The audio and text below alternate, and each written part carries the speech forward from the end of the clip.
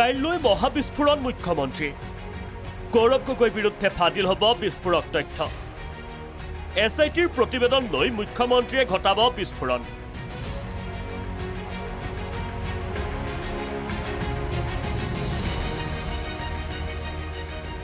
দেওবাৰে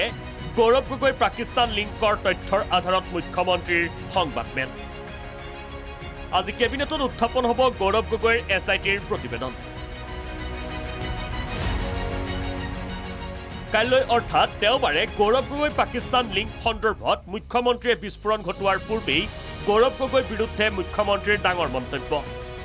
ভাৰতক দুৰ্বল কৰা এয়া এক বিৰাট ডাঙৰ ষড়যন্ত্ৰৰ কেন্দ্ৰীয় ভূমিকাত পাকিস্তান ব্ৰিটিছৰ নাগৰিক প্ৰথম কথাটো হ'ল যে আজি আমাৰ কেবিনেটত এই বিষয়ে আলোচনা হ'ব আৰু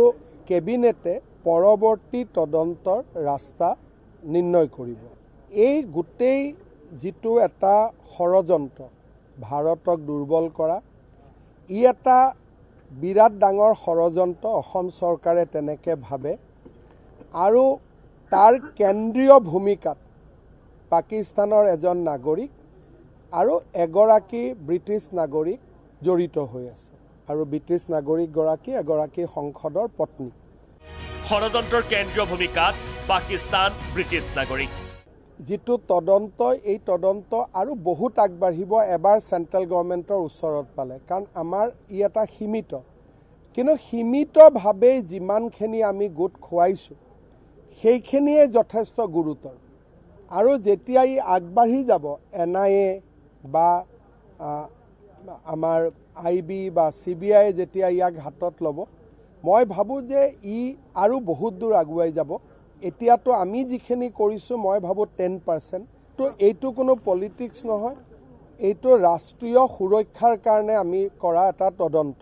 পৰৱৰ্তী সময়ত গৌৰৱ গগৈ পাকিস্তান লিংকৰ তদন্ত NIA আৰু CBI কৰিলে ভয়ংকৰ তথ্য ফাদিল হ'ব ইয়াৰ উপৰিও গৌৰৱ গগৈ সন্দৰ্ভত আন এক গুৰুতৰ অভিযোগ মুখ্যমন্ত্ৰী হিমন্ত বিশ্ব শৰ্মাৰ গৌৰৱ গগৈ টেলিভিছনৰ সাক্ষাৎকাৰত দিয়া তথ্য ভুল প্ৰাগ নিউজৰ নাম লৈ মুখ্যমন্ত্ৰীয়ে কয় প্ৰাগ নিউজৰ মুখ্য সম্পাদক প্ৰশান্ত ৰাজগুৰুৰ সৈতে হোৱা সাক্ষাৎকাৰত গৌৰৱ গগৈয়ে ভুল তথ্য দিছিল গৌৰৱ গগৈ ডাঙৰীয়াৰ 2-4টা বক্তব্য যেনেকৈ আপোনালোকৰ লোকেল টিভি চেনেলবিলাকত তেওঁ ইণ্টাৰভিউ দিছিল এটা সময়ত যিমানবিলাক তথ্য দিছিলে গোটেই তথ্যবিলাক ভুল যেনেকৈ মই দেখিছিলোঁ প্ৰশান্ত ৰাজগুৰুক তেওঁ এটা ইণ্টাৰভিউ দিছিলে তাতে তেওঁ কি কৈছিলে যে মোৰ ল'ৰাৰ নাগৰিকত্ব কোভিডৰ সময়ত মই পৰিৱৰ্তন কৰিছিলোঁ কিন্তু এতিয়া আমাৰ হাতত পৰা ডেটাই প্ৰমাণ কৰে যে তেওঁ নাগৰিকত্ব 2022ত পৰিৱৰ্তন কৰিছিল তাৰমানে কোভিডৰ বহুত গতিকে মই যোৱাকালি আমি এনালাইচিছ কৰিছিলোঁ যে অসমৰ টিভিবিলাকত তেওঁ দিয়া ডিফেন্সত যিবিলাক ইণ্টাৰভিউ আছিলে সকলোতে তেওঁ